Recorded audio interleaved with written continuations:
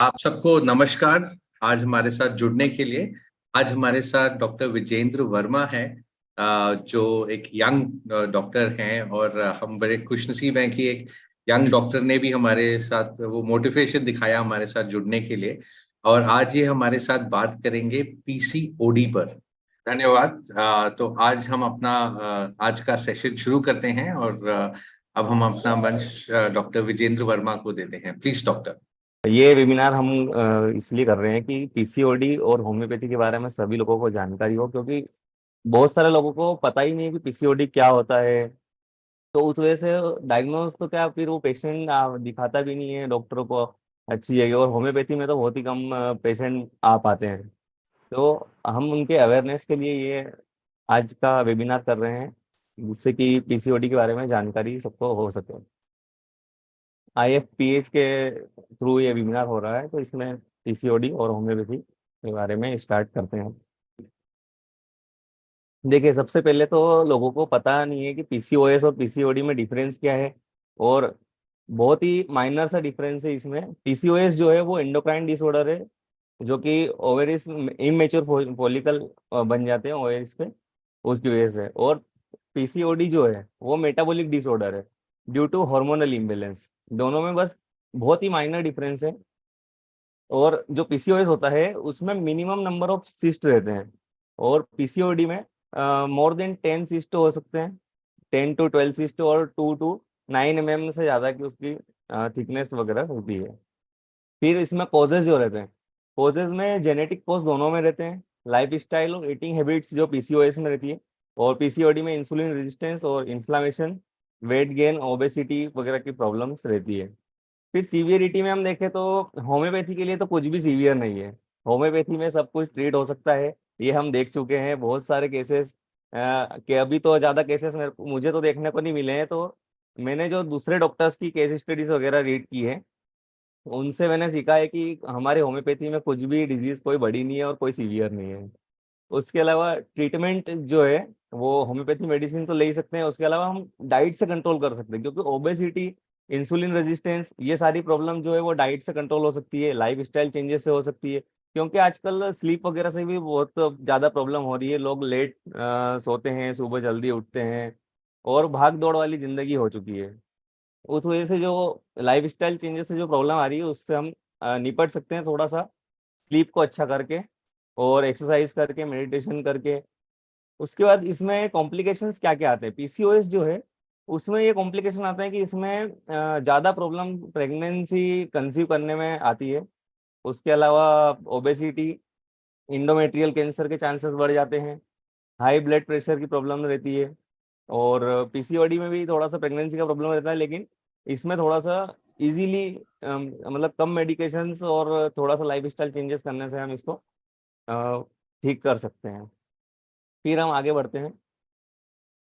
Normal, थोड़ा सा normal समझना जरूरी है। अगर हमको नॉर्मल नहीं पता होगा तो हम एब नॉर्मल कैसे समझेंगे। इसलिए ओवेरी जो होती है उसका क्या काम होता है और वो कैसी होती। तो ओवेरी जो रहती है वो ओवल शेप रहती है, पिंकिश ग्रे, लेंथ 3 सेंटीमीटर है, ब्रेड 2 सेंटीमीटर है, थिकनेस 1 सेंटीमीटर है। और ईच ओवेरी में दो दो तरह की मतलब दो एंड रहते हैं उसके, एक ट्यूबल एंड रहता है, एक यूट्राइन एंड रहता है। उसके बाद में उसके ओवेरियन आर्टरी से उसको ब्लड सप्लाई होता है, venous drainage plexus, pam pampiniform plexus से होता है, जो कि ओवेरियन वेन से बनता है। उसके अलावा वहाँ पर नर्व सप्लाई जो है वो सिंपैथेटिक नर्व सप्लाई होती है, T10 सेगमेंट से जो आती है। फिर हम बात करेंगे कि normal function of ovary. Germ cell maturation ये करवाती है, स्टोरेज एंड इट्स रिलीज, ये तीन चीजें इसका काम होता है। और जो जितने भी स्टेरॉइडोजेनेसिस की प्रोसेस जो होती है वो भी ओवेरी के थ्रू होती है। यहाँ पर कोलेस्ट्रॉल से अलग अलग हॉर्मोन्स बनते हैं, और रिप्रोडक्टिव टिश्यू को मेंटेनेंस करने के लिए, रेगुलेशन, ओव्यूलेशन, ये सारी प्रोसेस में हमारी मतलब ओवेरिस का बहुत बड़ा रोल रहता है। फिर जीवा की फाइंडिंग्स है कि नेशन वाइड पीसीओएस का जो सर्वे हुआ है, तो इसमें उनको पता चला है कि 25% जो इंडियन वुमेन है उनको पीसीओडी या पीसीओएस का नाम ही नहीं पता है, कुछ जानकारी नहीं है, तो वो ट्रीटमेंट कैसे लेंगे इसका। फिर मोर देन 60% ऑफ मेन जो है वो उनको भी नहीं पता है, तो वो भी ध्यान नहीं दे पाते हैं। उसके अलावा 48% जो वुमेन्स है वो उनके हस्बैंड से भी या फिर फैमिली मेंबर से भी शेयर करना में थोड़ा शर्म सा महसूस करती है। तो ये चीजें को इसको जितना ज्यादा बढ़ावा देंगे, जितनी इसकी बात होगी, लोग इसको समझेंगे, तो इसके बारे में डिस्कस हो पाएगा आगे और इसकी थोड़ी सी रोकथाम की जाएगी।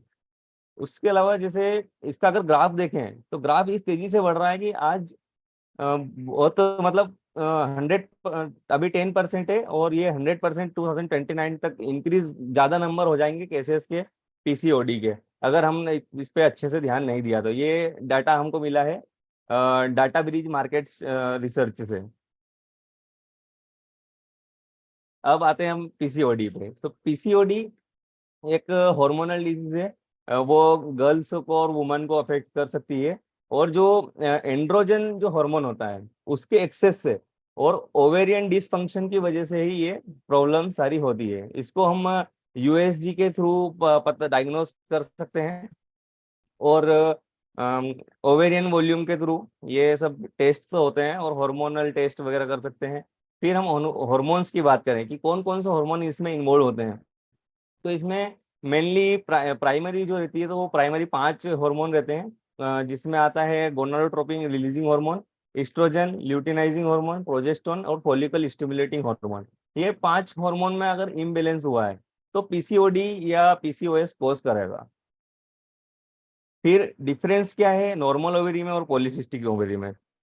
तो यहाँ पर आप इसमें देख सकते हो कि जो प्रीमोर्डियल फॉलिकल बना है उसके बाद में प्राइमरी फॉलिकल बनेगा, फिर सेकेंडरी, देन मेच्योर होगा फॉलिकल।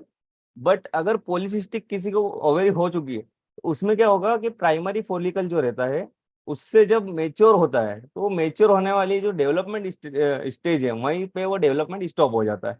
उस वजह से जो फॉलिकल्स रहते हैं वो इमेच्योर रह जाते हैं, और फिर वो पॉलीसिस्टिक ओवेरी कहलाती है उसके बाद में।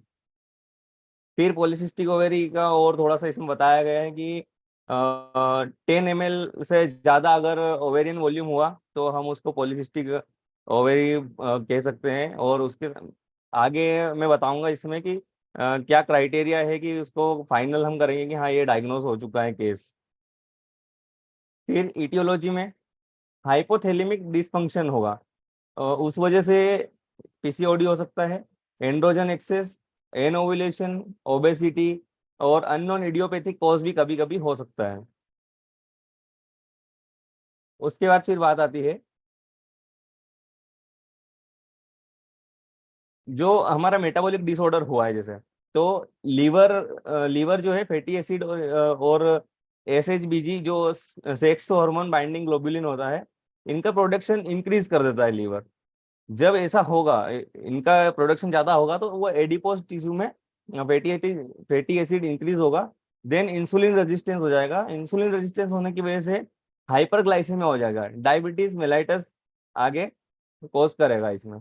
उस वजह से क्या होगा कि जो इंसुलिन रिलीज हुआ है वो जाएगा, और एलएच और एफएचएस की एक्टिविटी को थोड़ा सा इंक्रीज करेगा। तो जो रेशियो रहता है उसको इंक्रीज करेगा, तो उसमें एलएच बढ़ेगा और एफएसएच घट जाएगा।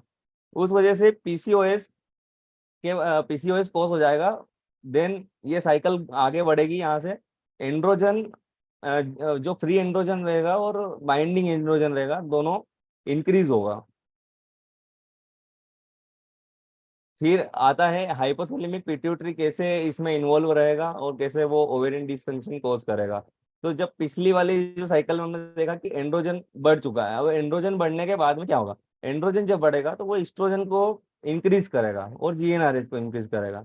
ये दोनों इंक्रीज होने की वजह से एलएच तो इंक्रीज होगा, लेकिन एफएसएच जो फॉलिकल स्टिमुलेटिंग हार्मोन है, अब फॉलिकल को वो स्टिमुलेट, जब वो कम हो जाएगा तो वो फॉलिकल्स को कैसे स्टिमुलेट करेगा, तो उसकी जो डेवलपमेंट है, जो ग्रोथ है, वो रुक जाएगी। उसके रुकने की वजह से वहां पर एन ओवुलेशन होगा। देन इसी वजह से पीसीओडी और पीसीओएस के 30% केसेस में पता चला है कि मतलब इनफर्टिलिटी की प्रॉब्लम्स भी आती है। देन हमारी इसमें पैथोलॉजी जो है कि ओवेरियन इन लार्ज, मतलब ओवेरीज जो रहती है वो इनलार्ज हो जाती है 2 to 5 टाइम्स। उसके अलावा स्ट्रोमा जो रहता है वो भी इंक्रीज हो जाएगा। ट्यूनिका एल्बुजिना की जो थिकनेस रहेगी वो भी थोड़ी बढ़ जाएगी।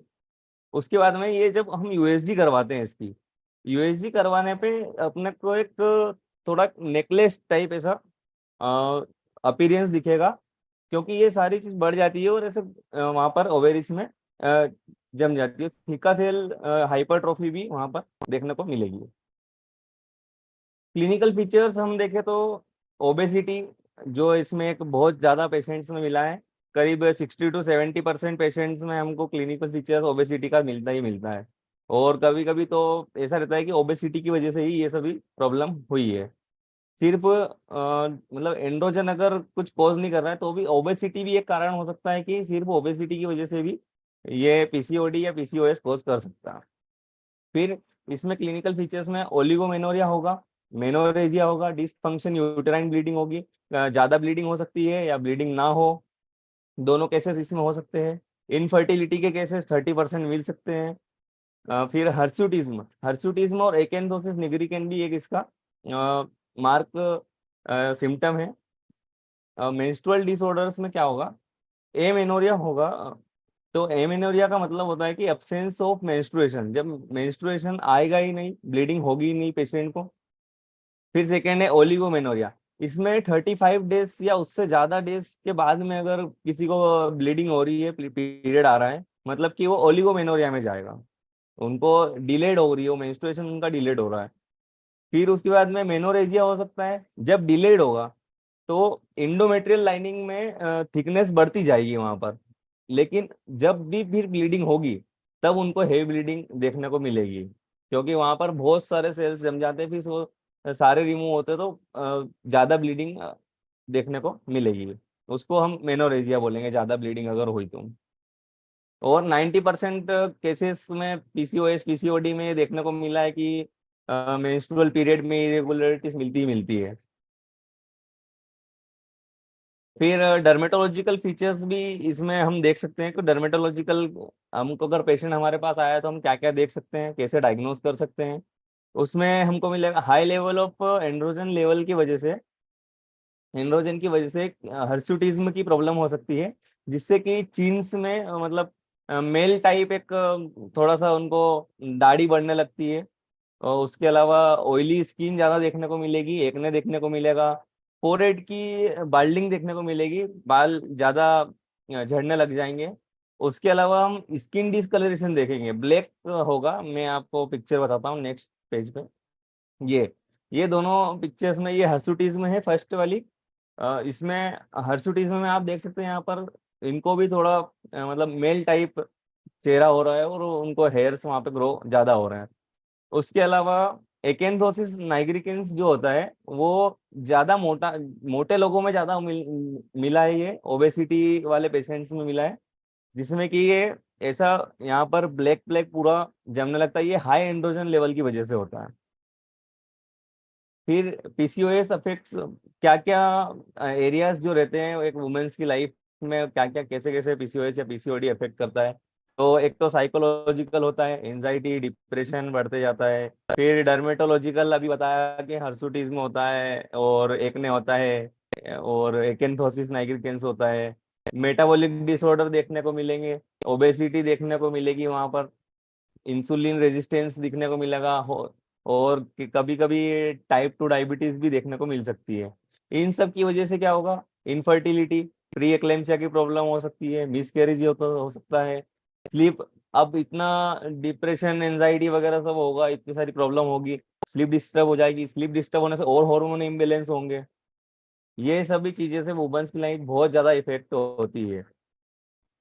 फिर हम आगे बात करेंगे कि लॉन्ग टर्म कॉन्सिक्वेंसेस क्या क्या हो सकते हैं पीसीओएस से और पीसीओडी से। इसमें एक तो हो सकता है, अभी बताया कि डायबिटीज मेलाइटिस हो सकता है, मेटाबॉलिक सिंड्रोम हो सकता है, कोरोनरी आर्टरी डिजीज भी हो सकती है। उसके अलावा इंडोमेटल हाइपरप्लेजिया हो सकता है, इंडोमेटल कैंसर हो सकता है, जब वहाँ पर बहुत सारे सेल जमेंगे तो धीरे धीरे वहाँ पर लाइनिंग्स में प्रॉब्लम, अलग अलग प्रॉब्लम होगी तो उस वजह से इंडोमेटल कैंसर हो सकता है। फिर ब्रेस्ट कैंसर हो सकता है, फैटी लीवर हो सकता है, नॉन एल्कोहलिक फैटी लीवर होगा। यहाँ पर ये थोड़ा सा नोट करने वाली बात है। और ब्रेस्ट कैंसर तो हो सकता है। उसके अलावा दूसरे सिम्टम्स क्या क्या है? सिम्टम्स की बात करेंगे हम पीसीओडी में, तो इरेगुलर और मिसिंग पीरियड्स हो सकते हैं, 2-3 महीने डिले हो सकते हैं, 1 महीना 35 दिन से ज्यादा अगर डिले है 35 डेज से, तो इरेगुलर मेंसेस माना जाएगा वो। सीवियर एक्ने हो सकता है, और फीलिंग फटीग, बहुत ज्यादा वीकनेस टाइप लग सकता है, और टेस्टोस्टेरोन लेवल जो रहता है वो हाई हो जाता है, स्किन डिस्कलरेशन हो सकता है, हेयर थिनिंग हो सकती है, मूड स्विंग्स देखने को मिल सकते हैं, ओवेरियन सिस्ट तो मिलेंगे इसमें, वेट गेन और ओबेसिटी मिल सकती है, और एबनॉर्मल फेशियल हेयर मिल सकता है। फिर हम बात करेंगे डायग्नोसिस से। जब हम हार्मोनल चेंजेस की इसमें रिपोर्ट्स वगैरह करवाएंगे, टेस्ट करवाएंगे, तो हमको एंड्रोजन लेवल, ये कुछ दो अलग अलग बनाए मैंने कि इंक्रीज्ड कौन कौन से हमको इंक्रीज मिलेंगे, कौन कौन से डिक्रीज मिलेंगे हार्मोन। तो androgen, LH hormone, estrogen, insulin, prolactin और एलडीएल कोलेस्ट्रॉल जो रहेगा वो हमको बढ़े हुए मिलेंगे, इंक्रीज मिलेंगे। उसके अलावा एफएचएस, फॉलिकल स्टिमुलेटिंग हार्मोन, प्रोजेस्ट्रॉन जो कि प्रेगनेंसी में बहुत ही इंपॉर्टेंट हार्मोन होता है, और सेक्स हार्मोन बाइंडिंग ग्लोबुलिन, उसके अलावा एचडीएल, एपोप्रोटीन ए1 जो रहता है, ये सारे डिक्रीज मिलेंगे। उस वजह से प्रेगनेंसी को कंसीव करने में पेशेंट को प्रॉब्लम आ सकती है। फिर यूएसजी और सोनोग्राफिक क्राइटेरिया क्या क्या है जिससे कि हमको कंफर्म हो जाए कि ये पीसीओडी का केस है। यहाँ पर हम देखेंगे कि 12 स्मॉल सिस्ट से ज्यादा अगर हुए, नंबर ऑफ सिस्ट अगर 10 to 12 से ज्यादा हुए, और 2 to 9 डायमीटर के हुए, तो ये एक हमारा क्राइटेरिया कंप्लीट हो जाएगा कि हाँ, यहाँ पर पीसीओडी हो सकता है। उसके अलावा ओवेरियन वॉल्यूम जो रहता है वो इंक्रीज हो जाता है, 10 ml से अगर ज्यादा है, तो वो भी पीसीओडी के क्राइटेरिया में आएगा। देन स्ट्रोमा जो रहता है, poly relative to number of follicle, वो भी बढ़ जाता है। इसमें से अगर दो भी हमको मिल जाते हैं, तो दो सिम्टम भी अगर मिलते हैं, तो हमको कंफर्म हो जाएगा कि पीसीओडी है इनको, या फिर पीसीओएस है। फिर कुछ होम्योपैथिक मेडिसिन है पीसीओडी पर, तो इसमें पल्सेटिला है, सीपिया है, एपिस मेलिफिका है, ओरम आर्सेनिकम है, यूप्रेसिया है। हम मेडिसिन की बात आगे भी करेंगे, लेकिन उसके पहले कुछ केसेस है, 2 से 3 केसेस है, उसमें एक केस मेरा है, बाकी 2 अलग अलग डॉक्टर के और मैंने केस इसमें लिए हैं केस स्टडी के थ्रू। ये हमारा एक केस है, यहाँ पर पेशेंट जो है उनको साइनसाइटिस था, और मेंस्ट्रुअल पेन उनको जब भी मतलब पीरियड आता था, उसके 2-3 या 4 दिन पहले से ही मेंस्ट्रुअल पेन स्टार्ट हो जाता था। उसके बाद में जब उनको ब्लीडिंग होती थी, तो अगर बहुत ज़्यादा लेट हुए, 2 या 3 महीने, तो हैवी ब्लीडिंग होती थी, और अगर जैसे 1.5 महीने तक अगर गया है पेशेंट का जो टाइम पीरियड है, तो वो फिर वन वन डे के समथिंग ही बस ब्लीडिंग हो रही थी उनको। उसके अलावा जो उनको पेन होता था, वो यूटेराइन प्लेन जो पेन होता है उससे,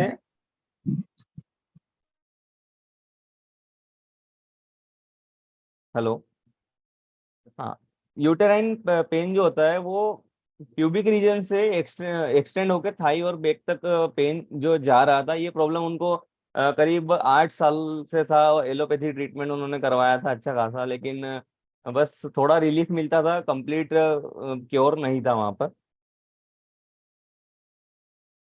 उसके अलावा उनको साइनस की प्रॉब्लम थी, और थोड़ा सा सॉफ्टवेयर इंजीनियर है वो, तो उनको स्ट्रेस रहता है जॉब जॉब की वजह से।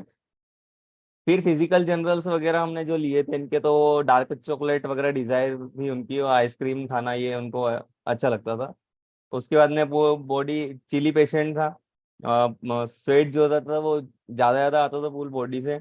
फैमिली हिस्ट्री में इनका एक नोट करने वाली बात है कि मदर जो थे उनको भी इरेगुलर पीरियड की प्रॉब्लम थी, और वो हाइपोथायरॉयडिज्म भी की भी प्रॉब्लम उनको थी। तो एक थोड़ा सा जेनेटिक पॉइंट ऑफ व्यू से भी उसको थोड़ा सा देखा गया था हमारे द्वारा। फिर क्लिनिकल एग्जामिनेशन जो हमने किया, तो ओबेस, मतलब थोड़ा सा ओबेस से, ओबेसिटी नहीं कह सकते, उससे थोड़ा सा मतलब 10% ही कम वेट होगा उनका, अगर 2-3 किलो और होता तो ओबेसिटी वाले ओबेसिटी में वो आ जाते हैं। फिर मेंटल जनरल्स हम जब हमने लिया था, तो अ, पता चला था कि रिसेंटली लव अफेयर्स वगैरह में इनको सक्सेस नहीं मिली थी। उस वजह से थोड़ा इनको प्रॉब्लम था। मेंटली थोड़ा सा डीप ज़्यादा सोचते थे हर चीज़ों को, और वो पुराने ख्यालों में रहते थे। तो हमने मेंटल और फिजिकल सारे लेकर आगे रेपेट्राइजेशन किया है। गायनेकोलॉजिकल हिस्ट्री में हमने इनका देखा था, ये केस 20 मैंने मार्च में ये केस लिया था, 10 तारीख के आसपास में, और इनका लास्ट मेंस्ट्रुअल पीरियड जो रहता है वो 20 को था शायद, 20 और जनवरी में।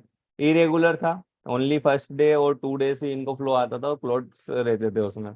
ये हमारा रेपेटोरियल चार्ट है उस पेशेंट का, जिसमें कि और भी सिम्टम्स थे नीचे। मेंटल सिम्टम्स जो थे वो थोड़ा सा हाइड हो गए इसमें, और फिजिकल जनरल्स ज़्यादा सिम्टम्स में फिजिकल जनरल्स पे ध्यान देता हूँ, मेंटल पे ज़्यादा ध्यान नहीं देता हूँ। तो प्रिस्क्रिप्शन हमने इनका बनाया था कि पल्सेटिला 30 हमने इनको डाइल्यूशन फॉर्म में दिया था, 5 ड्रॉप्स बीडी दिया था फॉर 3 डेज। उसके बाद में इनको पेन थोड़ा सा कम हुआ था, और जो ब्लीडिंग थी वो ब्लीडिंग थोड़ी सी स्टार्ट हो गई थी, क्योंकि डिलेड मेंसेस की प्रॉब्लम इनको तो थी। तो पल्सेटिला हमने चूज करी थी इनके अकॉर्डिंग टू ये रिपोर्टराइजेशन चार्ट में। हम यहाँ पे देख सकते हैं कि पल्सेटिला और सीपिया हमको लग रहा था। तो सीपिया तो वो क्या है कि इनडिफरेंट टू लव्ड वंस जैसी चीजें उसमें थी, वो ऐसा कुछ हमको पेशेंट में नहीं दिखा था। तो मेंटल सिम्टम्स लिया, पल्सेटिला हमने इनको दी थी। और उसके साथ में जो इनको 1 आवर 2 आवर जो इनको ब्लीडिंग होती है, उस इसलिए हमने इनको एक डोज दिया था यूफ्रेसिया 200 का। देन फॉलो अप हमने इनका लिया था, तो डिसमेनोरिया जो इनको पेन होता था उसमें इनको काफी रिलीफ मिल चुका था, और फ्लो भी करीब 3 दिन तक आने लग गया था, जो 1-2 घंटे या एक दिन ही चलता रहता था, तो वो थोड़ा बढ़ गया था। फिर हमने वापस इनको पल्सेटिला 30 डी नेक्स्ट मंथ दी। उसमें हमने 5 ड्रॉप जो पिछली बार दिया था उनको, उसको हमने कम कर दिया, और 2 ड्रॉप बीडी दिया था for 3 days before the next menstrual period. 2 दिन पहले उनको स्टार्ट किया था, ताकि पेन वगैरह ज़्यादा उनको और ज़्यादा फील ना हो उस टाइम पर। और प्लेसिबो फिर 15 डेज के लिए तो 4 पिल्स बीडी में चलाई थी इनको।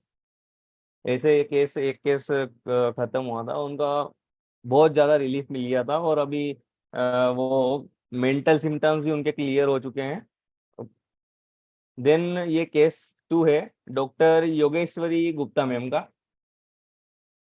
उन्होंने भी मतलब सप्रेस्ड मेंसेस, इसका एक पॉइंट ये था कि suppressed menses due to fear of exam, इस वजह से सप्रेस हो रहे थे। ल्यूकोरिया प्रेजेंट था, बर्निंग और इचिंग होती थी वेजाइना में, और उसके अलावा इरेगुलर मेंसेस तो उनको कम से कम 2 साल से थे। इसमें भी डिलेड मेंसेस था, 2 से 3 मंथ भी डिले हो जाता था, इतना ज्यादा डिले हो जाता था। क्लोटेड फॉर्म में ब्लीडिंग होती थी, पेनलेस शायद गलत लिखा गया है, पेनफुल ही था वो। फिजिकल जनरल्स में हॉट पेशेंट थे, पिछले वाले जो पेशेंट थे वो चिली पेशेंट थे। फिर ओबेस थे ये थोड़ा सा, और बाकी इनका कुछ सिस्टमिक एग्जामिनेशन में कुछ खास चीज मिली नहीं। देन टोटलिटी ऑफ सिम्टम्स इन्होंने जो लिए, मेंसेस इरेगुलर लिए थे, डिलेड जो होता है। फिर profuse bleeding, bleeding bright red, clotted, painless, suppressed menses due to fear of exam. बेकेच लिया था इन्होंने, जो कमर दर्द उनको होती थी। और ल्यूकोरिया लिया था, burning itching pain, burning burning और इचिंग होती थी वेजाइना में। उसके बाद में टाल ओबेस थे, और देन रेपर्टोरियल। ये इनका रेपर्टोरियल चार्ट है, जिसमें कि आप देख सकते हो यहाँ पर कौन कौन से रूब्रिक लिए हैं। उसमें केल्केरिया, कोस्टिकम, लेकेसिस, लाइकोपोडियम, ये टॉप मेडिसिन निकली थी। उसमें से एक डिसाइड करी लेकेसिस। लेकेसिस 200 पोटेंसी में सिंगल डोज दिया था।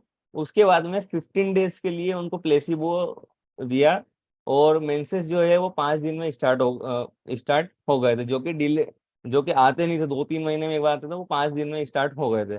पेशेंट को अच्छा फील होने लगा था। देन अगेन कुछ दूसरी कंप्लेंट्स मिल नहीं रही थी उस, इसलिए फिर प्लेसिबो रिपीट किया गया वहां पर 30 डेज के लिए।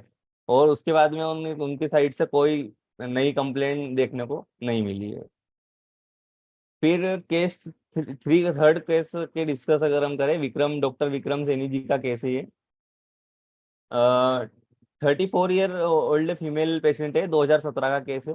इसमें मेंस्ट्रुअल इरेगुलरिटीज मिली है उनको और वेट गेन मिला है, माइल्ड हेयर ग्रोथ। यहाँ पर जो पहले हमने सिम्टम्स की बात की है हर्सुटीज की में की, वो हर्सुटीज का यहाँ पर थोड़ा सा हमें देखने को मिला है कि हेयर ग्रोथ हुई है चीन पर, और उनको कॉन्स्टिपेशन है सिंस 1 ईयर। वो गायनेकोलॉजिकल ट्रीटमेंट, एलोपैथी ट्रीटमेंट तो सभी सभी पेशेंट करवा के आते हैं आजकल तो। एलोपैथी में सब करवा के आते हैं, उसके बाद ही हमारे पास आते हैं। तो उनकी हिस्ट्री रही है कि गायनेकोलॉजिकल ट्रीटमेंट करवाया उन्होंने, उसके बाद में उनको जो नेसेसरी इन्वेस्टिगेशन थी वो सब करवाए। तो देन फिजिकल जनरल्स और फैमिली हिस्ट्री में उनको डायबिटीज मेलाइटिस था उनके फादर को, और हाइपर एसिडिटी की प्रॉब्लम्स मदर को रहती थी। मेंटल जनरल में इनकी इन्होंने बताया कि जो पेशेंट था उनके फादर ने फोर्सफुली उनकी शादी किसी और से करवा दी थी, जबकि वो किसी और को मतलब शादी करना चाहते थे। तो लव अफेयर्स की मेमोरीज वगैरह यहाँ पर भी थी। उसके बाद में उनके हस्बैंड जो थे वो भी थोड़ा उनको मतलब चिड़चिड़ा इरिटेबल नेचर रखते थे। उसके अलावा रिलेटिव्स के सामने उनको हर्ट करते थे, कुछ बोल देते थे। तो उस वजह से उनको थोड़ा सा मेंटली डिप्रेशन टाइप था, सैडनेस थी। देन उनको डर लगता था कि कहीं कैंसर ना हो जाए, ये बीमारी से ये डर था उनको कि इसमें जो इंडोमेट्रियल कैंसर हो सकता है, ओवेरियन कैंसर हो सकता है, तो उसमें वो कैंसर का डर था, बीमारी का डर रहता है। इन्वेस्टिगेशन जो करवाई थी उनकी, तो यूरिन प्रेगनेंसी टेस्ट जो करवाया था वो नेगेटिव था। देन थायराइड नॉर्मल था, और यूएसजी में उनको फाइंडिंग्स मिली थी कि बाइलेटरल पॉलीसिस्टिक ओवेरियन डिजीज उनको प्रेजेंट है। देन ये उनके रूब्रिक्स लिए थे कि माइंड्स में एलिमेंट फ्रॉम लव डिसअपॉइंटमेंट, क्योंकि मैंने जो बताया कि मैरिज उनके दूसरे से हुई थी, जिनको वो चाहते थे उनसे उनकी मैरिज नहीं हुई थी, उस वजह से उनको लव डिसअपॉइंटमेंट था। देन कंसोलेशन उनको जब करते थे तो एग्रावेशन होता था। अ, फिर ये रेपोर्टेबल चार्ट है, इसमें जो है नेट्रम्यूर 30 यूज की थी, 2 डोजेस 12 आवर्ली। नेटामिड 30 का यूज किया, और उसके साथ में प्लेसिबो दिया था 4 pills TDS for about 15 days. तो उनके बाद उसके बाद में उनको बहुत रिलीफ मिल गया था, और वो पेशेंट बिल्कुल ठीक हो गए करीब 2 महीने। उसके बाद में फिर प्लेसिबो दिया, 2 महीने चलाई मेडिसिन, और क्योर उनको देखने को मिला। देन पल्सेटिला, यहाँ से हम थोड़ा सा मेडिसिन के बारे में बात कर लेते हैं कि पीसीओडी में क्या क्या मेडिसिन का यूज कर सकते हैं, और कौन कैसे कैसे सिम्टम्स इसमें मिलते हैं। तो पल्सेटिला नाइग्रिकेंस जो है उसमें प्यूबर्टी के टाइम से ही ज्यादातर प्रॉब्लम्स हमको देखने को मिलती है। डिसमेनोरिया रहता है, और शॉर्ट ड्यूरेशन ऑफ मेंसेस रहता है कि बहुत कम टाइम ही मेंसेस आता है। जैसे कि हमने फर्स्ट केस में जो पल्सेटिला दी थी, तो उनको बहुत ही कम टाइम ही, मतलब 1-2 घंटे या फिर एक दिन ही जो है कि ब्लीडिंग हो रही थी। फ्लो जो रहता है वो क्लॉट फॉर्म में रहता है, और उनको भी वही क्लॉट फॉर्म की प्रॉब्लम थी, इसीलिए पल्सेटिला का डिसीजन लिया। और blood flow, then stop, then flows again, मतलब इंटरमिटेंट फ्लो बोल सकते हैं थोड़ा सा। और सीवियर पेन जो है एब्डोमेन में होता है, which is shifting in nature. तो ये भी एक पॉइंट वहां पर था क्लियर कि जो उनका प्यूबिक रीजन का पेन था, वो प्यूबिक रीजन का पेन उनको एक्सटेंड हो रहा था थाइस में और बैक में। तो शिफ्टिंग इन नेचर, और सारे में अलग अलग टाइम पे, मतलब बार बार इधर उधर शिफ्ट होके पेन अलग अलग जगह पर पेन होता है।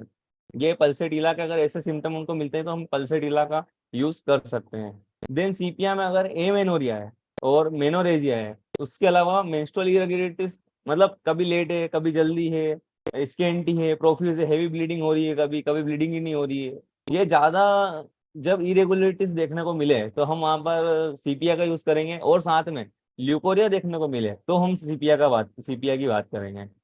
उसके अलावा इनफर्टिलिटी अगर है, किसी को ज्यादा प्रॉब्लम आ रही है, तो हम यहाँ पर सीपिया का यूज कर सकते हैं। फिर यूफ्रेसिया की बात करेंगे। यूफ्रेसिया में मेंसेस जो रेगुलर टाइम पर आते हैं, लेकिन 1 डे या फिर 1 आवर तक ही ये ब्लीडिंग यहाँ पर देखने को मिलती है, और बहुत ज्यादा पेनफुल रहता है। एमेनोरिया और डिसमेनोरिया, अगर ये सब सिम्टम देखने को मिलते हैं तो वहाँ पर हम यूफ्रेसिया देंगे। बहुत ही अच्छे रिजल्ट, हमने जो यूज करी इसको तो रिजल्ट बहुत अच्छे मिले हैं अभी तक। फिर एपिस मेलिफिका में डिसमेनोरिया डिसमेनोरिया देखने को मिला है।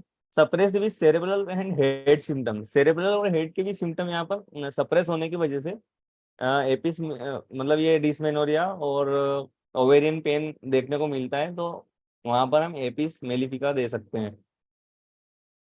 Oram arsenicum, inflammation of ovaries अगर हुआ है, इन्फ्लामेशन हो गया वहां पर, और यूट्रस का प्रोलेप्स हुआ है, अगर उनको वुल्वा में ईचिंग होती है और सेक्सुअल डिजायर बहुत ज्यादा बढ़े हुए हैं, तो हम ओरम आर्सेनिकम का यूज कर सकते हैं। थूजा ऑक्सीडेंटली मल्टीपल सिस्ट है, अगर लेफ्ट ओवेरी में ज्यादा मोटा है पेशेंट, इसमें लिखा है, क्लियर लिखा है बुक में कि गणेश जी लाइक दिखता है पेशेंट, तो एकदम मोटा सा दिखेगा, ओबेसिटी दिखेगी वहां पर, तो ये थूजा ऑक्सीडेंटली इसका हम यूज करेंगे। और बहुत अच्छी तरीके से मतलब ये सिस्ट को डिजोल्व करके बाहर निकाल देती है।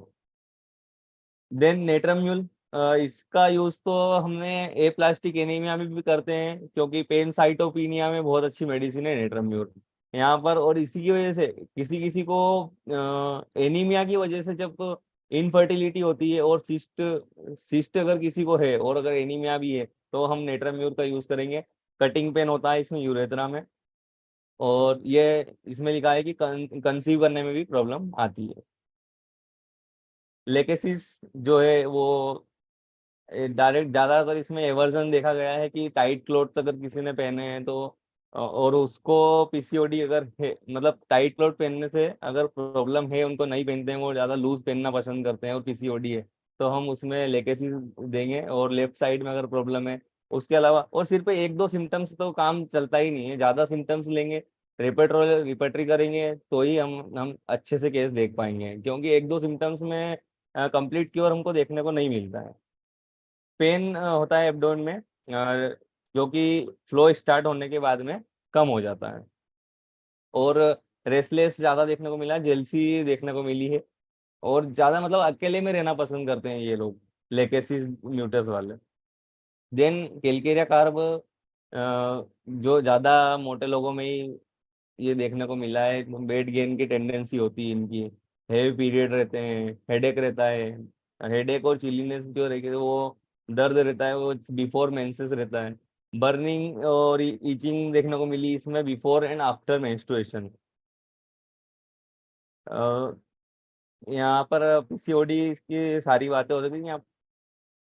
और अब आगे कुछ भी आप अगर कुछ क्वेश्चन करना चाहते हैं तो वो कर सकते हैं, संदीप सर। एक्चुअली मुझे जाना था, आपने जो केस नंबर 3 डिस्कस किया था, yes ma'am. Polycystic ovarian disease, yes ma'am. उसके बारे में आपने सिर्फ नाट्रियम म्यूर 30 और प्लासिबो के साथ ही उसको पूरा क्यूरेशन दे दिया था, या फिर कुछ और मेडिसिन भी ऐड किए थे? केस नंबर 3, जी। यस मैम, इसमें हमने आगे कैलकेरिया कार्ब भी एक यूज की थी, लेकिन उसको एक ही बार यूज किया है, उसको ज्यादा यूज नहीं किया है। वो इसलिए किया था कि थोड़ा सा वेट गेन या ओबेसिटी की टेंडेंसी लग रही थी, तो हमने कैलकेरिया कार्ब भी एक यूज की थी। बाकी तो ज्यादातर हाँ जी। केसेस जो रहते हैं वो सिंगल मेडिसिन से बिल्कुल क्योर होते हैं। हाँ, सो तो है। हाँ, तो मेंटल जनरल मैंने इसीलिए अलग अलग केस लिए, क्योंकि मैं जो प्रैक्टिस करता हूँ उसमें मेंटल जनरल्स थोड़ा कम लेता हूँ, फिजिकल जनरल्स पे ज्यादा ध्यान देता हूँ। तो मैंने ओके ओके। इसीलिए ये वाला जो केस था ये पूरा मेंटल जनरल्स पे था। हाँ जी, वो तो हम समझे। लेकिन एक ही मेडिसिन आपने उसमें डिस्कस किया था ना, natrium mur and then placebo. Yes yes ma'am, yes ma'am. तो मैम तो इसमें उसी एक को हमने लेकर के मुझे डाउट था। कैलकेरिया कार्ब भी यूज किया था, बाकी एक ही दो ही मेडिसिन यूज की बस। मेरे पास सेम ऐसा मतलब पेशेंट है, वो काफी रिलीफ भी हो चुका है, हम भी इस मेडिसिन को यूज किए हैं, लेकिन हमें यस कुछ मैम। और मेडिसिन भी इसके साथ यूज करना पड़ा था, जैसे मैम अगर पल्साटिल वो वगैरह हमको उसको ऐड करना पड़ा है।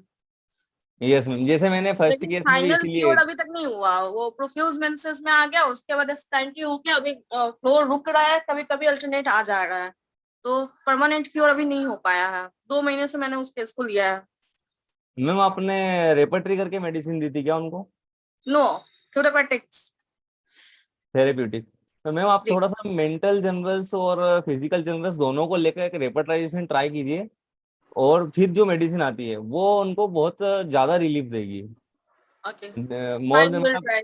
मच बेटर रिलीफ मिलेगा उसको इस थेरेप्यूटिक से। Okay okay. कभी कभी थेरेप्यूटिक से अगर एनीमिया अगर उनको होता और अच्छा पेन साइटोपिनिया अगर देखने को मिलता, उसके अलावा ये सारे जो मेंटल सिम्टम्स मिलते हैं, तो नेट्रम्यूर उनको अभी तक क्योर कर देती। अच्छा, ठीक है, मैं देखती हूँ फिर नेक्स्ट ट्राई बट करके। अगर इससे नहीं हो पा रहा है तो आप थोड़ा सा एक बार रेपर्ट्री पे जाइए, या फिर ओके। रेपर्टरी अगर हम भी यहाँ पर दूसरे जो पहचान वाले डॉक्टर्स है और सभी के लिए करते हैं, तो आप अगर हमसे कांटेक्ट करें तो हम भी करके देंगे। जी, मैं नंबर अभी स्क्रीनशॉट ले लिया है, मैं करती हूँ आपको okay. Contact. Okay, thank you sir. नहीं पाई पूरा केसेस को, बट पीसीओडी वाले केस में सर मैंने भी पल्सर यूज किया है, यस बट मैम। मेरे को रिजल्ट समझ में नहीं आया। एक्चुअली पेशेंट भी कंटिन्यू नहीं रही है, इसलिए मैंने आपका कुछ सुना ही नहीं, तो मुझे समझ में नहीं आया कि आपने बस वो मैम मैंने देखिए थोड़ा सा, नेट्राम्यूर और पल्सर मैंने देखा कि मुझे समझ में आ गया कि आपने इस पे ही डिस्कस किया है।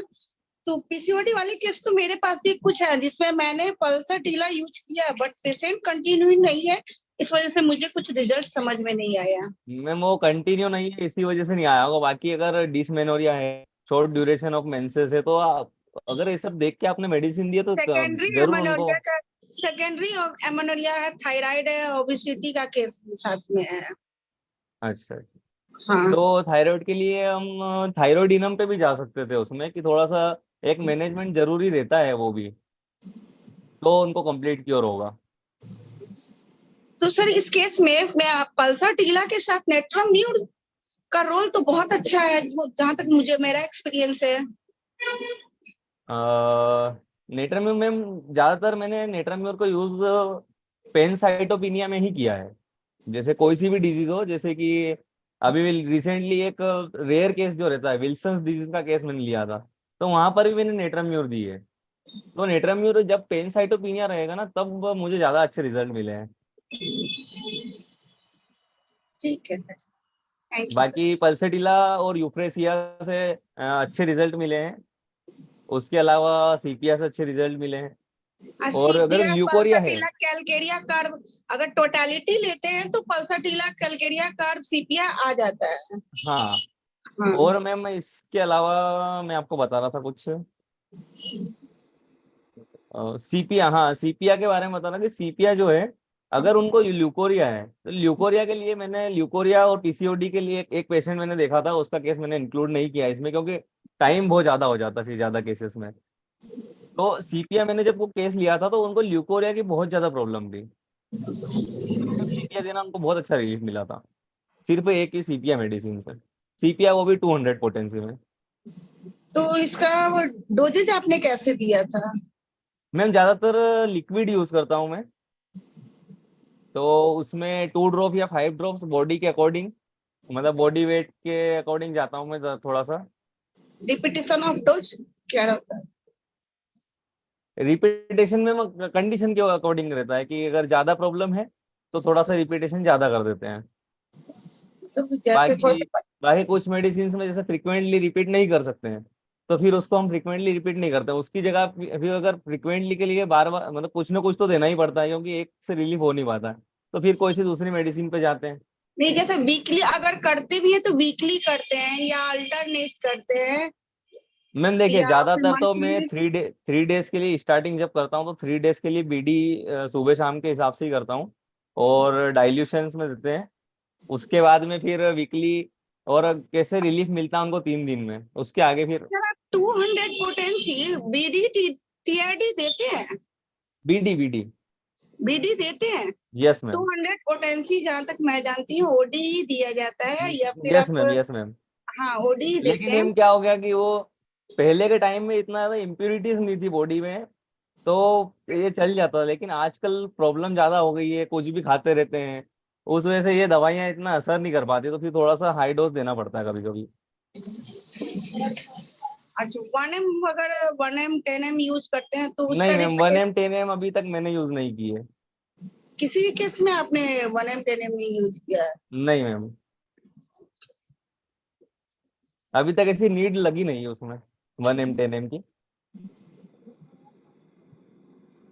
ठीक है, थैंक यू सर। अब 50 मिलीसिमल पोटेंसी सर? नहीं मैम, अभी तो 50 मिलीसिमल पे बिल्कुल सोचा नहीं है। अभी 2 से 3 साल हुए मुझे प्रैक्टिस करते हुए। ये चलिए कोई नहीं, आपका अच्छे रिजल्ट अगर ऐसे ही आ रहे हैं तो कोई बात नहीं। Yes ma'am. ठीक है, thank you sir. Doctor Vijendra, मैं डॉक्टर नहीं हूँ, बट आपके पास एलोपैथी से पेशेंट्स आते हैं? यस सर, एंड ज्यादातर तो एलोपैथी से ही आते हैं। अच्छा, तो आप फिर कैसे करते हो? आप उनकी एलोपैथी इमीडिएटली स्टॉप कराते हो या ग्रेजुअली स्टॉप कराते हो, या? सर स्टार्टिंग फेज में हम उनकी स्टॉप नहीं करवाते हैं, हम उनको बोलते हैं कि जो जैसे नेसेसरी है। मान लो अगर कोई फीवर वाला पेशेंट है तो पहले उसको जो अभी मेडिसिन जो चल रही है वो उसको बोल देते हैं कि जैसे एक्यूट डिजीज रहती है उसमें बंद करवा देते हैं हम फीवर की, और एंटीबायोटिक्स बंद करवा देते हैं। हमारी होम्योपैथी से ठीक हो जाता है जैसे टाइफाइड वगैरह में। और लेकिन पीसीओडी जैसे अगर प्रॉब्लम आती है तो हम एकदम उनकी मेडिसिन बंद नहीं करवाते। हम उनको बोलते हैं कि आप इसको हमारी मेडिसिन को लीजिए, जो डिफरेंस दिखेगा उसके अकॉर्डिंग फिर हम मेडिसिन या उसका डोजेस कम करते जाते हैं, और फिर 1-2 महीने में, 1 महीने में तो लगभग मिल ही जाता है रिजल्ट्स अपनी मेडिसिन से, होम्योपैथी से। तो फिर हम एलोपैथी का उनको मना कर देते हैं कि ये आप बिल्कुल मत लो। और आपके ये जो आपने हमें केसेस बताए, इसके अलावा कोई एक्यूट केस है जो आप ने बहुत अच्छा डिफरेंस देखा या बहुत अच्छा रिजल्ट मिला आपको सर आपके? एक्यूट केस तो नहीं है, लेकिन एक जो केस था मेरा फर्स्ट केस था वो इसमें, जिसमें मैंने मतलब गायनेकोलॉजी के सिम्टम्स लिए थे, और मतलब गायनी से रिलेटेड पहला केस था मेरा। उस केस में मिसकैरेज जो हुआ था, एक लेडी थी, उनको मिसकैरेज मतलब उन्होंने मेडिसिन खाई थी कुछ पर्सनल रीजन की वजह से, तो उनको बहुत ज्यादा एकने वगैरह दिख रहा था। तो वो एकने मैंने उनका साइलिशिया 200 से ठीक किया था, और उनको मतलब वो मिरेकल रिजल्ट था एकदम, 3 दिन में पूरा एकने क्लियर हो गया था, जो कि हमको एलोपैथी में भी देखने को नहीं मिलता है।